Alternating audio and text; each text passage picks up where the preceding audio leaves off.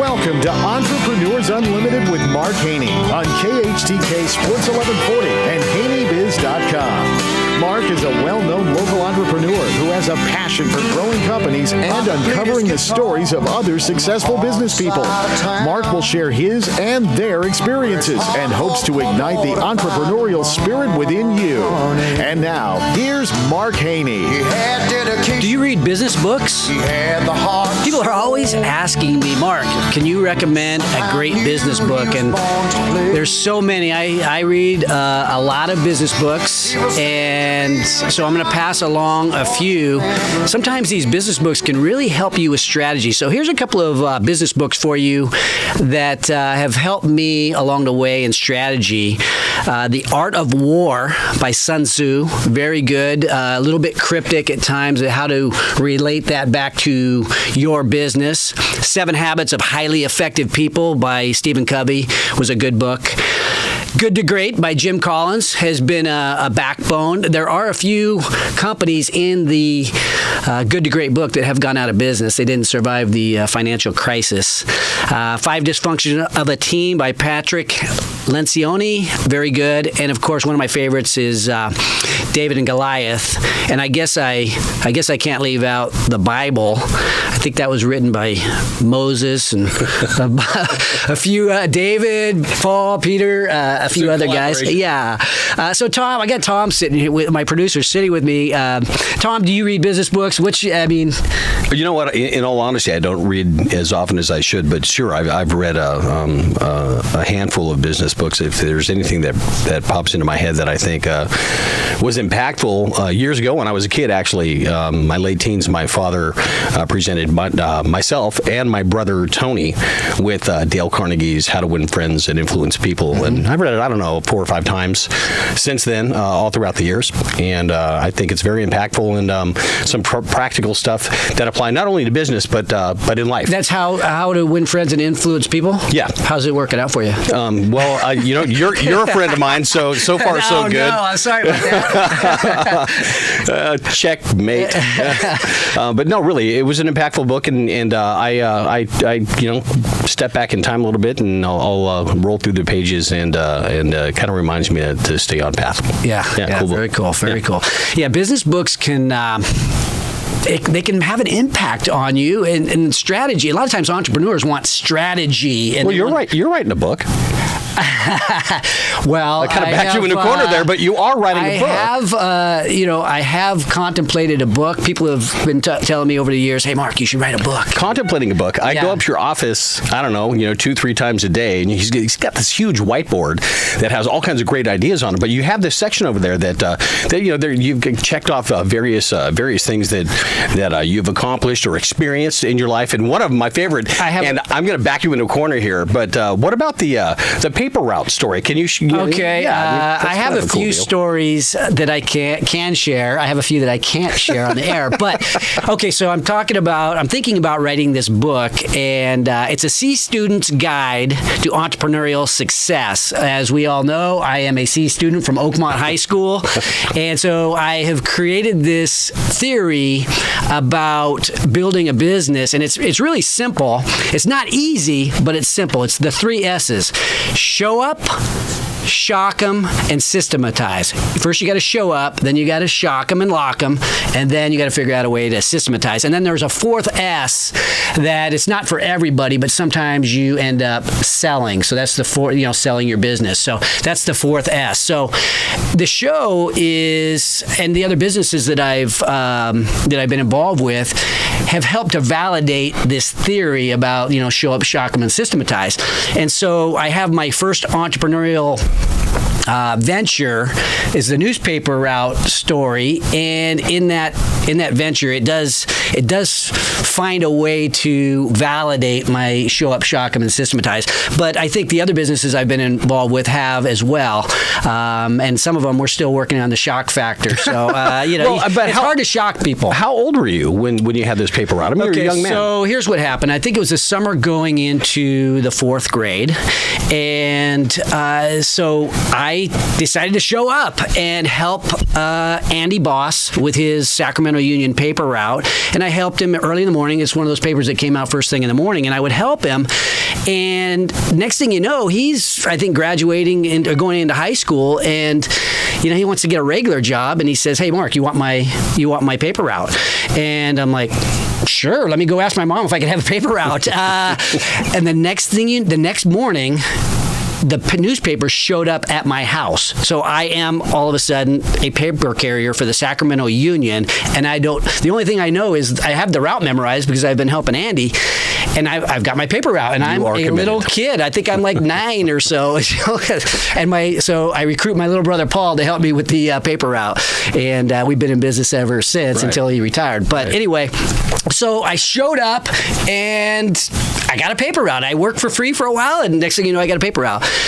The Shockham piece was a little bit more difficult. So I was into sports and stuff. So you're out delivering the newspaper first thing in the morning, riding your bike with all these papers, and you're throwing it on the porches. And you realize that you can get it on the porch most of the time, but you can't always get it on the porch. But I did a good job. And so then at the end of the month, you'd go around and you would collect for the, for your pay at the end of the month. So I would go around and collecting for the union, and this one house in particular, Mr. Schmidt, and if you can picture our neighborhood, it was a pickup truck type of neighborhood where it's a working man's neighborhood. Everybody seemed to have a pickup truck, and there was this one house, Mr. Schmidt, this guy was successful. He was the president of the Little League. He owned the local A&W. His lawn was manicured. He had a gardener. I mean, he was dialed, and they had a pickup truck, but they also had a Lincoln Continental. So they kind of set him apart in the neighborhood. So I'm collecting at the Schmidts, and Mr. Schmidt says, "Hey, Mark, you're doing a good job. I think you're better than Andy, but can I give you some advice?" And I'm, "Sure, yeah." He said, "Well, you know what? You put it on my porch most of the time, but sometimes it's out there on the little walk that goes up to the porch, and then my automatic sprinklers come on." He's the only guy with automatic sprinklers in the neighborhood. My automatic sprinklers come on, and the paper gets wet. So I don't know if you can get it on the porch more often, always. If you did, you never know. There might be something in it at the end of the month for you." And a little light bulb went off. So that night I went home with Paul, and we used to lay in bed and dream about what we're going to, dream about being rich when we grow up and stuff like that. And so we're talking about this subject. And Paul, what do you think? Mr. Schmidt's saying put it on the porch every time. Maybe we should do that. Yeah, that's a good idea. Maybe we should put it on the porch every time. Yeah, that's a good idea. And we started kind of trying to one-up each other. And so I said, "Hey, what about this, Paul? What if we put it on the ledge, the little threshold every time? That way it's closer to the house. It's even better." He's like, "Yeah, that's a good idea." And then he came up with an idea that I thought was genius. He said, "What if we tip it up against the door so that when they open the door, it actually falls in the house?" And I'm like, "In-home delivery, baby. That's it." Yes. And we started doing that. We started tipping it up against the door so it fell in at every house. And we started shocking people and locking people, and lo and behold, the business grew. There's a word of mouth, and we started taking some market share from the Sacramento Bee in our neighborhood. We ended up doubling the size of the route, I think, in a couple of years. But anyway, so show up, shock them, and then systematize. How do you systematize it? That was pretty easy because Paul and I here's our system. I recruited Paul to do all the work, and then he did a great job. And then at the end of the month, we would split up the money 50-50. So it worked out pretty well. And I think we used that system for a long time until he retired about 4 or 5 years ago. So I need to recruit him back from retirement because that was a good system. I do miss that system. But then sell. This is the part that is the strangest piece. We've had a couple of liquidity community events, later in life. But I sold our paper route. We had a buzz because we had built the paper route up pretty well, and we got a lot of toys from every new customer you get. You get an extra toy, you get a fishing pole, you get the prizes for new customers. And so people kind of knew that we had a cool thing going, and there was a lot of people. We were moving across town, and people knew that our paper route had some value to it. And so we had a number of people who wanted that paper route. I narrowed the bidding war to two, Eddie Lessman and Guy Moody, who are a couple years older than me, and they actually bid on this thing, and I think I got it went from $20 to $40 plus some recurring revenue. We got an earn out, basically $20 a month, I think, for 6 months. Eddie offered me his mini bike, and my mom wouldn't let me have the mini bike, so I ended up going with Guy Moody, whose little brother was a good buddy of mine. So, but we had our first litigant. So show up, shock them, systematize, and then in certain situations, you got to sell. You structured a deal at what, 9 years old? 10 years old? I think 11 maybe by that point. Worked it up by 11. Yeah. So anyway, first we moved across town, and that's the story. So hopefully that business, but see, I'm a C student, so I don't know when that business book is going to come out. It's probably going to be late, like my homework was. So we'll have to figure that out. But I'm starting to make some notes. I'm starting to put together stories that include the 3 S's. So it's important to be consistent. Look, yeah, absolutely. So look for that in your bookstores on Amazon in about 3 years. So show up, shock them, and systematize, and maybe sell. And there's actually a 5th S that is a secret that nobody really knows about, but I won't get into that right now. So coming up for the rest of the show, it's going to be a tremendous show. We have a heartwarming story of a young entrepreneur right here in our region. And then we also have, and her name is Alexis Vorbeck. And then our first guest, though, is going to be Scott Syfax. And he's one of the most creative entrepreneurial guys in our region. And we will be back on KHTK Sports 1140 and HaneyBiz.com in just a moment. Once again, here's Mark. All right, and welcome back. And I want to introduce to you my new best friend, Scott Syfax. He's the founder and CEO of Nehemiah Corporation, among other things. Scott, how you doing today? Doing well, thank you. Glad to be here. Good, welcome. Can you share with us what the Nehemiah Corporation is and all the different things that you do? It's a lot of stuff. It is a lot of stuff. And the Nehemiah Corporation, or what we tend to call the Nehemiah Companies, is a not-for-profit social enterprise, and most people don't understand what that means. What that is that is a corporation that has a mixture of nonprofit and for-profit companies that are all organized around an overall societal mission. Ours is the creation of prosperity and the democratization of getting assets in the hands of people across the country so that they have a stake in the American dream. We do that primarily through home ownership, community lending, leadership development, and we work across the country. We're headquartered in Sacramento, and one thing I just want to share with you, I'm not the founder of Nehemiah. A guy named Don Harris is the founder of Nehemiah. I've been there like Methuselah, though, for almost 15 years, and during that time, we grew the largest down payment assistance program in the United States, where we put 325,000 families into home ownership across every state. 325,000 families. Yes. We raised and gave away over $1.5 billion. It's a story that, because we don't advertise, most Sacramentans don't know. But yes, headquartered right here in Sacramento, at one point we represented about 40%, us and the folks who also did this work, of the Federal Housing Administration's home ownership single-family mortgage volume in the United States.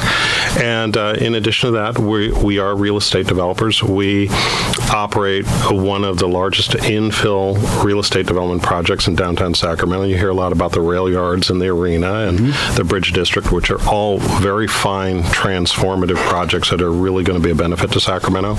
Ours, called Township 9, which is at the north end of downtown up against the American River, is a 65-acre, 2,350-unit mixed use development that's one day going to include about 20 acres of parks, those 2,350 units of housing, and about 800,000 square feet of office space, all with a new light rail line, which is the first leg to connect us up to the Sacramento airport. So it's very exciting stuff. And then we also do community lending, where we lend money across the United States to all sorts of entities trying to improve neighborhoods and communities. And so some of the projects we're probably known for best in Sacramento is when a former basketball player came back to Sacramento and wanted to help improve the economic vitality of his own neighborhood, Oak Park. The city gave him some buildings down in Oak Park, and no bank would loan him any money. And so we took a chance on him because we thought he was a fine individual and had a great plan. His name was Kevin Johnson, and lo and behold, he became the mayor.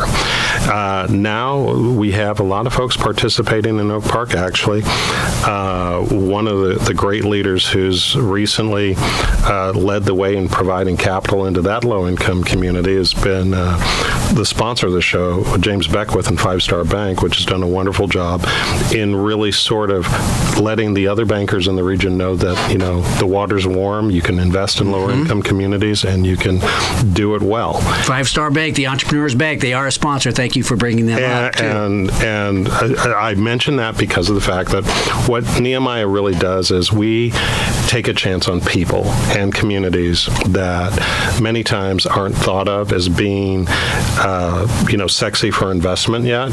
And we'll put our toe in the water first and be the first money in, and we'll say, come on in, the water's warm. And that rejuvenates communities and gives people hope.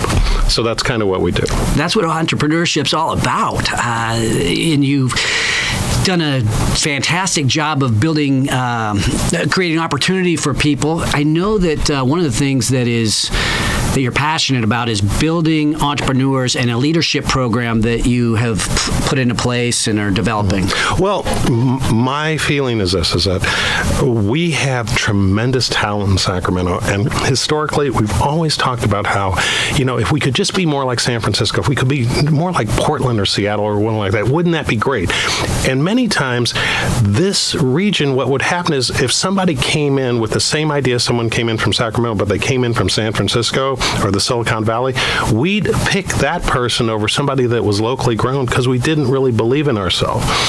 And we decided at Nehemiah at one point, we do what's called opportunistic social venture capital. And what we do is this. Nehemiah is ultimately owned by a nonprofit, but we make profit to reinvest that money into things that no one else will fund. And one of the things no one was funding was leadership.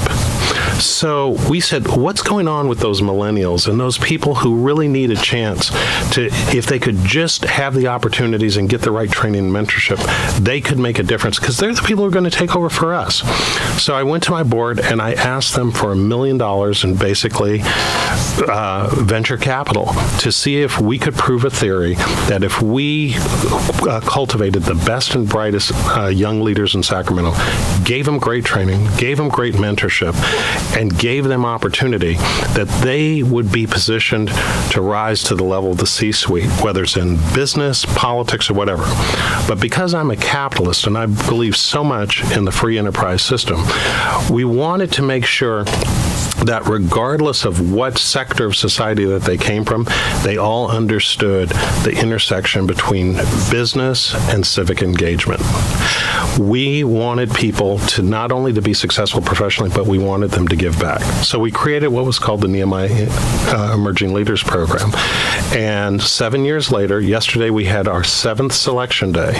We have about 75 fellows who range from business leaders who have gone toe-to-toe with Mark Cuban on Shark Tank, a young man named Chris Johnson who created what's called the Rapid Ramen Bowl, to the chair of the Department of Insurance's Investment Board for Tax Credits, who is my successor at Nehemiah, a young man named Darrell Teat, to many others. And the fantastic thing is that these leaders serve on over 150 boards and commissions throughout this region.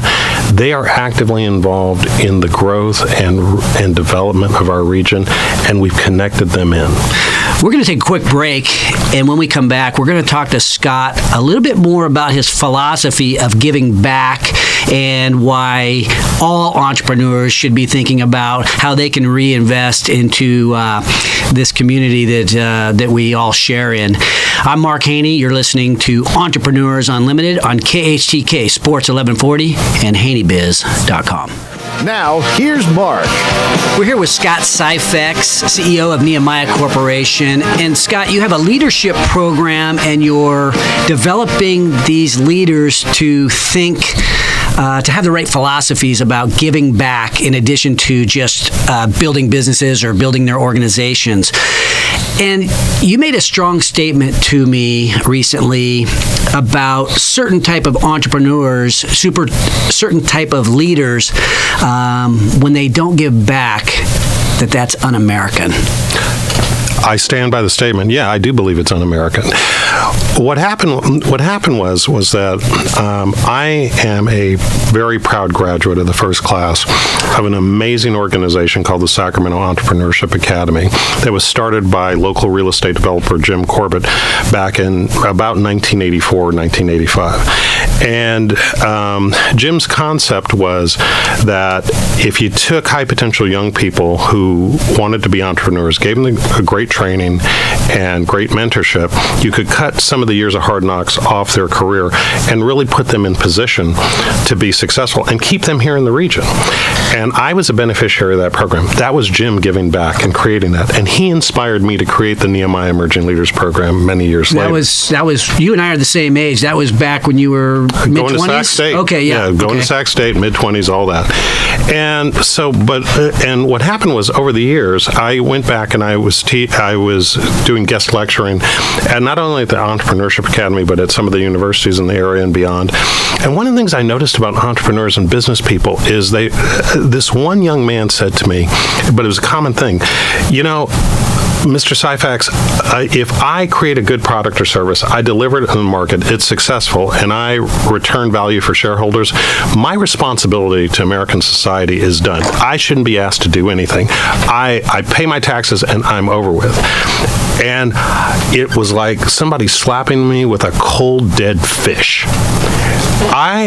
I feel so fortunate to be an American. I think that this is the greatest nation in Earth, and it is the culmination of all of the mistakes that have been made throughout history. We're not perfect, but you know what? We're damn good, and we fail forward. America is always improving.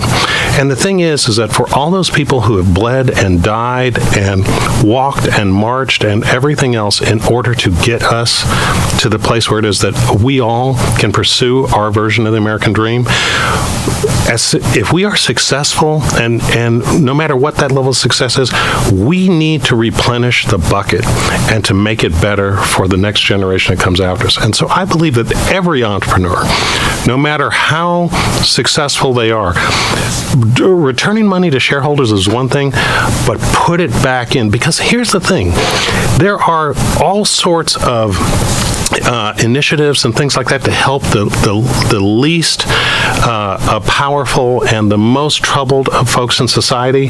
And guess what? If the best and brightest of American society, our entrepreneurs, our innovators, our visionaries, aren't participating in helping to solve the major problems of society, then we're leaving it to, the people who don't know how to make a profit. We're leaving it to people who don't know how to bring innovation and the best and cutting edge technology to bear.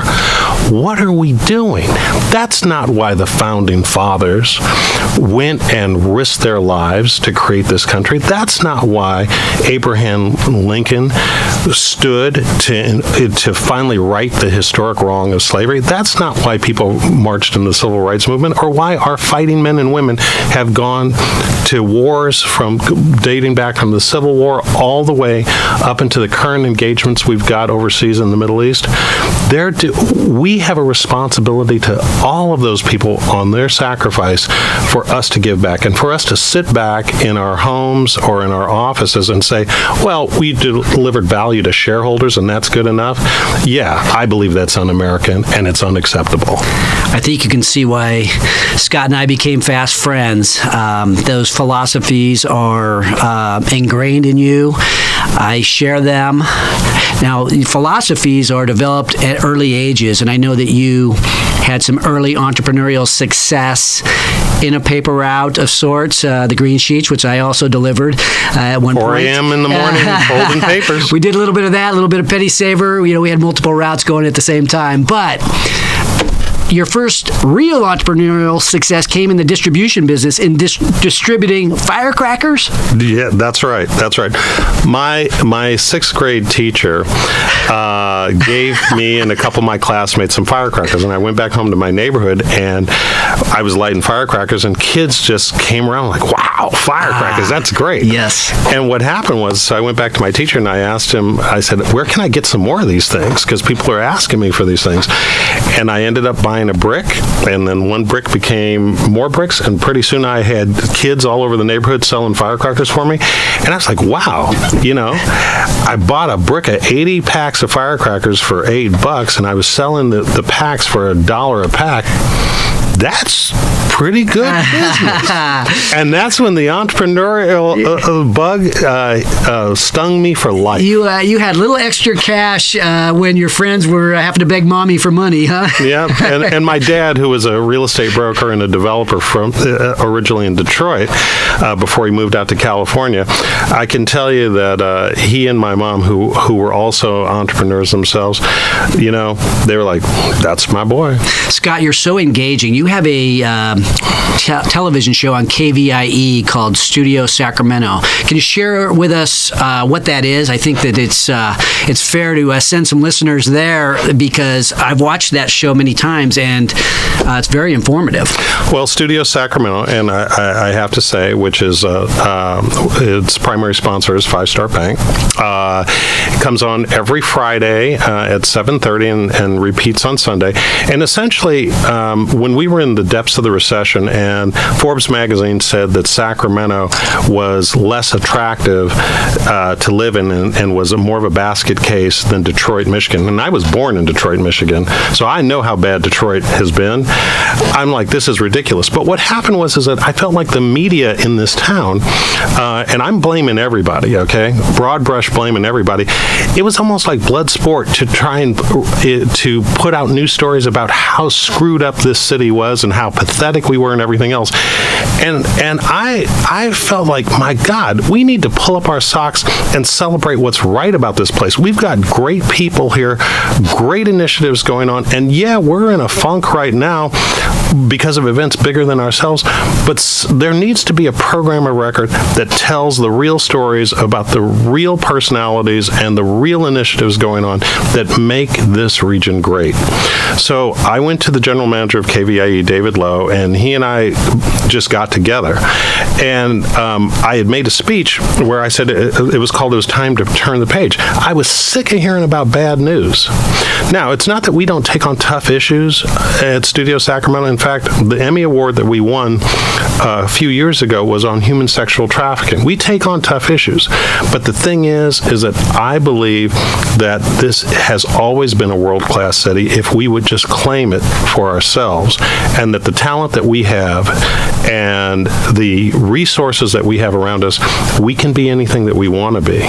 So Studio Sacramento is a platform to highlight those things, whether it's issues, personalities, whatever it is. And it's a labor of love for me, and another way that I give back civically to the region. We only have a couple minutes left, but you describe Sacramento as being different than other cities its size in terms terms of racism and how there's a different, I guess, general culture in Sacramento than what you might see in many other cities our size or bigger. Right. Can you share that with a little bit? All right. Let me just say for the record, I am an African American man and proud of it. And I will tell you that I don't wake up every morning and the first thing I say, oh my God, I'm black. Okay. The world I see out of my eyes, not inward. And so I'm a man. I'm a human being. I'm an American, and I'm a proud member of the African American community. Racism still exists in this country and in this world. And I can tell you that when I'm in New York, typically I have to stand back and let my wife hail a cab for me. It does happen, okay?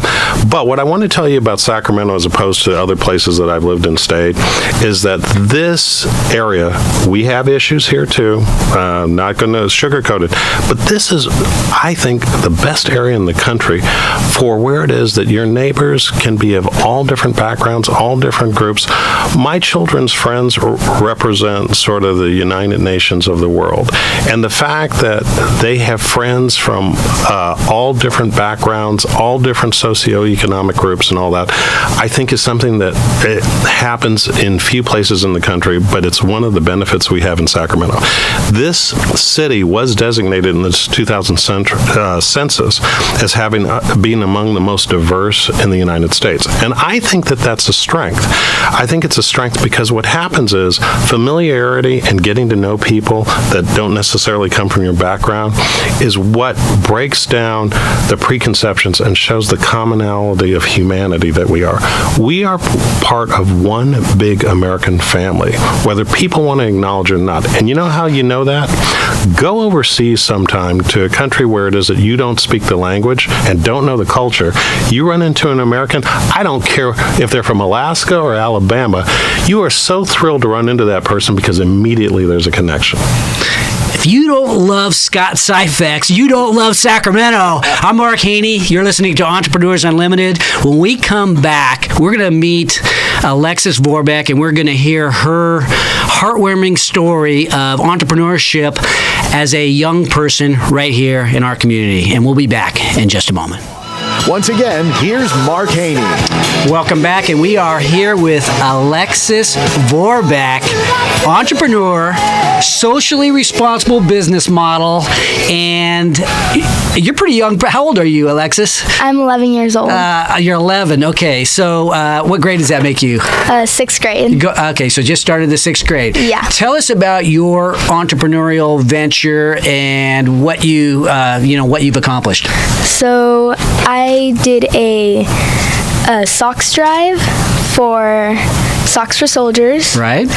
And I raised, I believe, 800 pairs of socks and then $300. So you had a business model, though. You guys live on a street that has a lot of people, a lot of traffic looking at Christmas lights and that kind of thing. Is that correct? Yes. So what happens? The people will come and then you have a product that you sell to them? So I have a hot chocolate stand that I just put out in my front yard. Ah. And around Christmas time, when people come through our street, which is decorated with lights. And so you have a hot chocolate stand, so these people that are coming in and looking at all the lights, they stop by. Do they get out of their car to buy hot chocolate?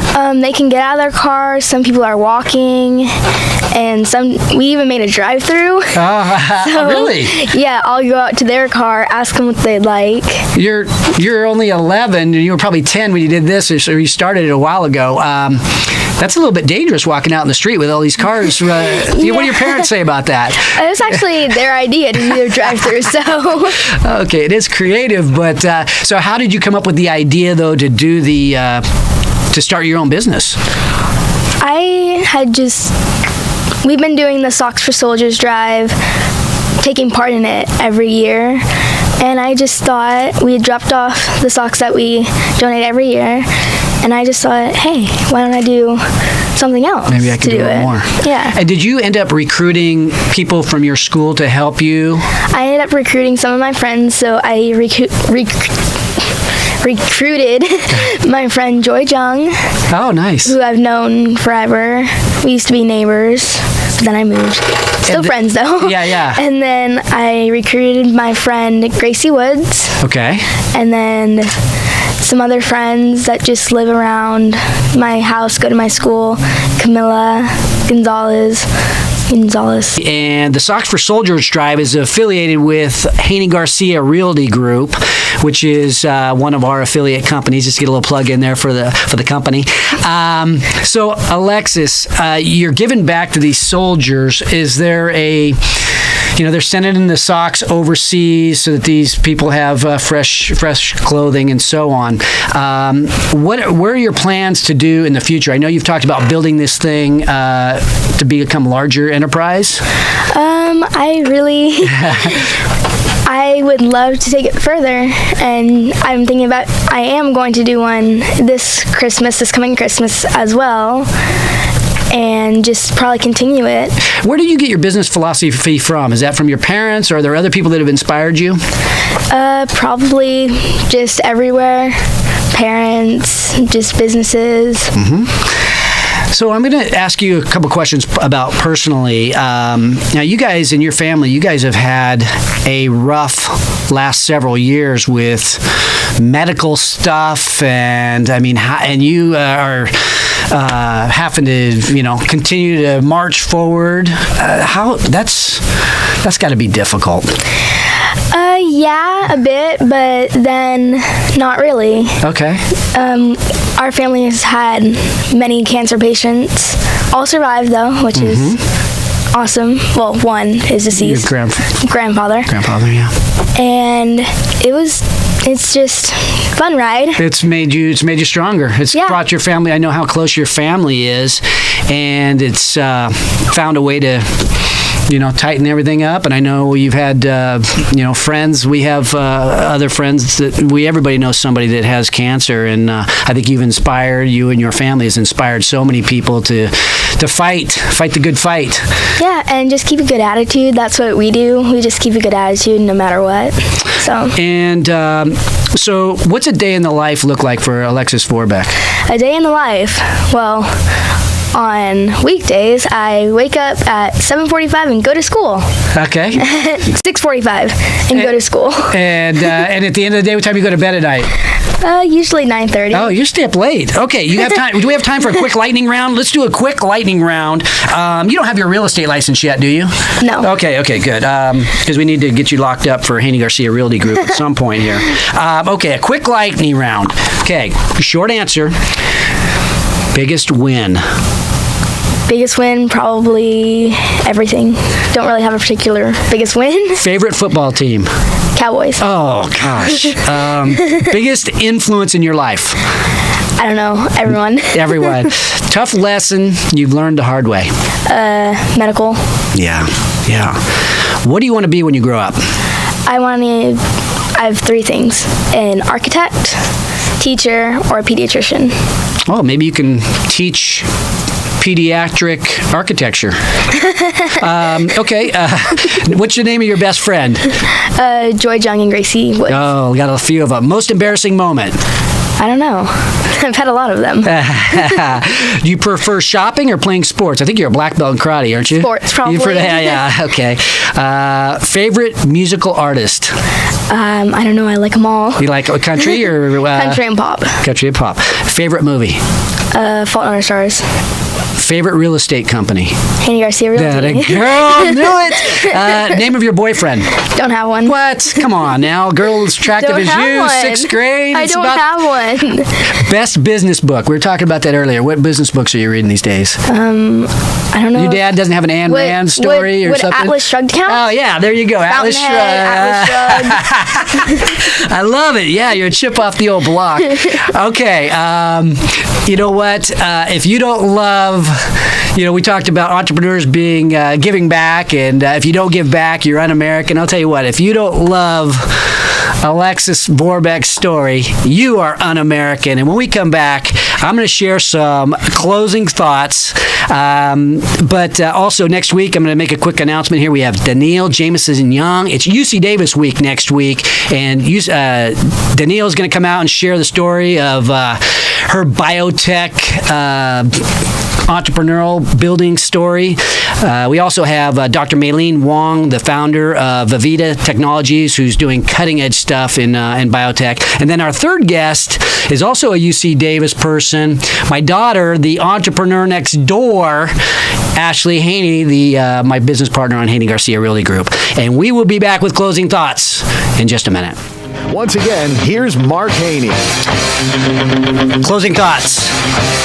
Had a conversation the other day with my daughter about life balance, and I have some particular thoughts about life balance, and it kind of ties to the show up, shock 'em, and systematize. If you're going to show up, you got to show up, and I mean really show up big. If you're going to shock them, you just can't kind of sort of shock them. You got to shock them, and the same goes for systemization. You really have to focus, and life balance for an entrepreneur doesn't always lend itself to the way that it is. And there's times when I think when you are trying to really go for it, you end up having to really be all in to really make an impact, and it can take you out of balance. And so my thoughts are that if you are an entrepreneur and you're looking to do something important, like Scott Syphax did and Alexis Vorpek is doing, you have to be all in, and you have to risk that get out of balance. And for me, I've been fortunate enough to be able to do that at times and at key times. And the reason that I have been able to do that is one reason. My rock, my good luck charm, my wife, who is turning 50 this week. She has had that steady job at the city of Roseville as the HR director, steady paycheck, steady. People ask me, Mark, you've been married 30 years. How do you do that? And we have a secret that I'll share with you right now. Basically, we have this agreement that she makes all the little decisions and I make all the big decisions. But it's funny, after 30 years, there's been no big decisions. So and that's our secret, though. I have that grounded good luck charm that allows me to chase my entrepreneurial dreams and to do what I need to do to try to make an impact. So, Stacy, I would be nowhere without you. And I know, Tom, you have you brought your guitar in here, and I know you had a quick story that I think relates. Well, we were talking about this during the week while we were preparing for the show, and you asked me to do this, and I told you this was going to be very difficult. I didn't realize how difficult it was going to be. So I'm having a conversation with my mom a couple of years back prior to the holidays, and this is payback for a couple of weeks ago. Yeah.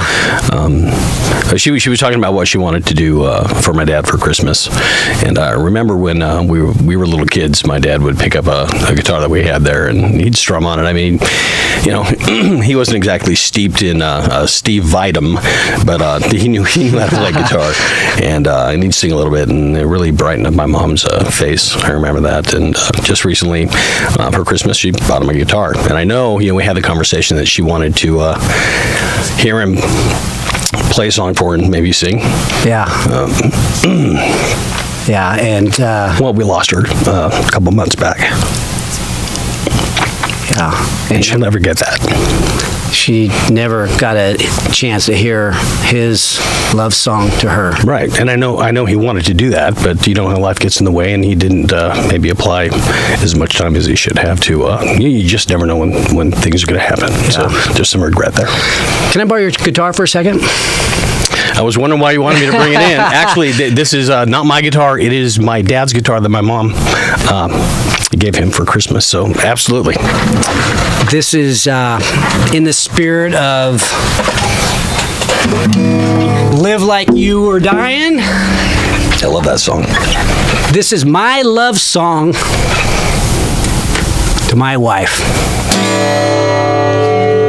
It was New Year's in my Mazda, the night you came into my life.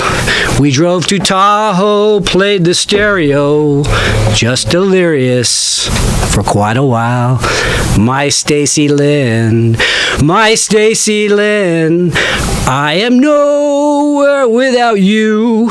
We will marry, build a family. Every day will be brand new. The kids came early. Were we ready? Not as much as we're supposed to be.